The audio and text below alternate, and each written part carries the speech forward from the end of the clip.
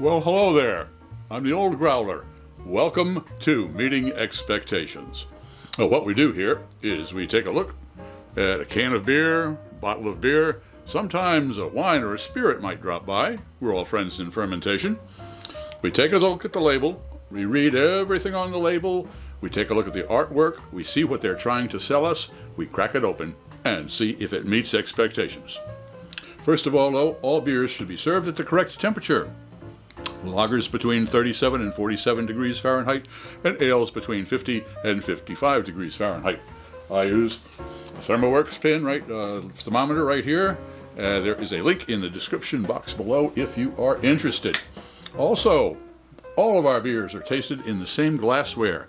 That way nobody has a leg up when it comes to clarity or aromatics. And finally, most folks do a tasting, they will take a look. They will sniff. They will sip, and they will pontificate. Well, I pontificate, yes, but I'm going to sip first. Why? Wine expert Brad Dax will tell you all about it. He does a lot better than I do. All right, let's get started.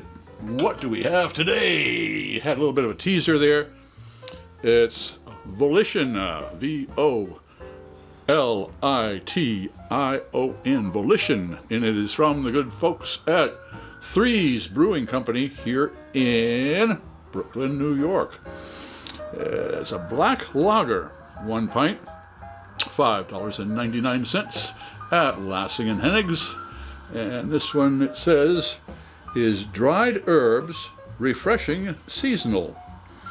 Dark, crushable, and proof that lager is always in season. Subtle roast, underlying dark bread character, and the presence of our house lager yeast put this black lager at the top of our list in the cooler months.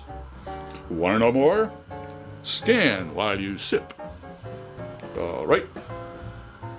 It is brewed and packaged by Threes Brewing, 100 Clinton Street, Farmington, Massachusetts. What the? All right, well, I was mistaken. I know they've got a brewery here in Brooklyn, there's no doubt about that, but this must be farmed out, so to speak. 4.5% alcohol by volume, New York State 5-cent renewable. The government warning that I should not be a pregnant woman operating heavy machinery. I won't do that. And there's a barcode, and it's a kind of as you can see, a red and black. So it's I wouldn't say it portends a dark, and when you look at a black lager, I'm anticipating something black, very, very dark, maybe tough to, it might be clear to see through, but since it's a lager, it just means that it's aged for more than a month rather than an ale, so it will probably be more subtle in the aromas and flavors. As far as what the hopping is going to be, I have no idea. So let's crack this open and see if it meets those expectations.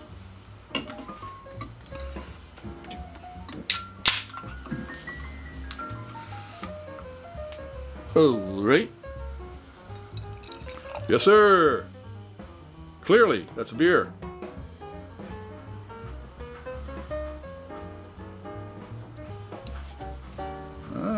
It's true. About as dark as you can possibly get. Let's see. I've got a flashlight here. Let's see if we can see through. Can you guys see through that? Yes, you can. All right. So it is not opaque. It is just wicked dark, as they would say, some parts of the world. Okay. It's a lager, so it should be 37 to 47 degrees Fahrenheit. Let's take a look. And it's at 46 degrees Fahrenheit. So it is at the right temperature for a lager.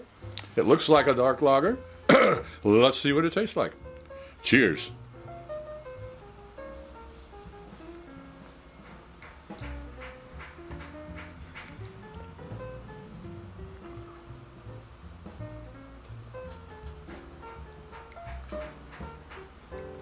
Ooh. You notice I took 2 sips. The reason for that is it's just a little before 11 o'clock in the morning here in Brooklyn on a Wednesday, and my taste buds, they don't wake up until 2 or 3 in the afternoon. They're woke now. Let's see what their little olfactory friends have to say.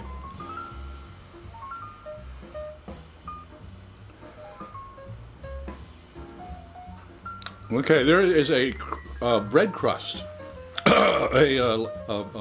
baguette bread crust aroma going on there. I don't get much of as any kind of floral at all, but just that nice that nice bit of aroma there of the bread crust. Let's see what the taste buds have to say about that.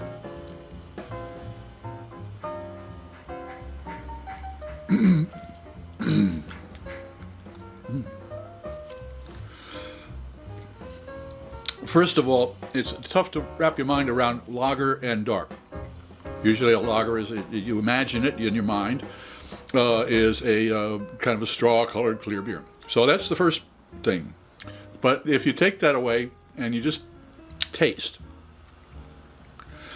there definitely isn't a grittiness of it that would be in a stout. That's for sure. It is definitely cool. So it does have a different sensation in the mouth. The carbonation is very nice and light, so you get that little bit of a tingle. And there is also I wouldn't say charcoal, I wouldn't say, it's as if you charcoal broil something, and it's the Maillard reaction on something that's been grilled.